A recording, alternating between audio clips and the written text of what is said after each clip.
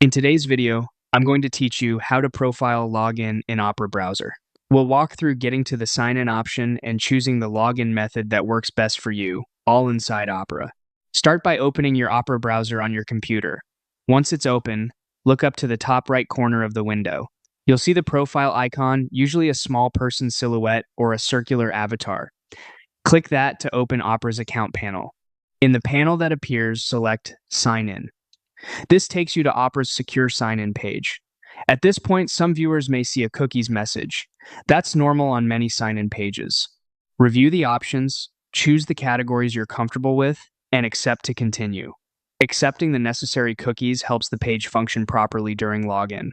Now you'll choose how you want to log in. You can type your email address and select Continue, or you can pick a single sign-on option like Google, Facebook, or Apple. Using one of those buttons lets you authenticate with an existing account from that provider, which can be faster if you're already signed in there. If you prefer email, enter the address associated with your Opera account, then proceed as prompted on screen. After you complete the sign-in, return to Opera and glance back at the top right corner. The profile icon should update to show you're logged in, confirming everything worked.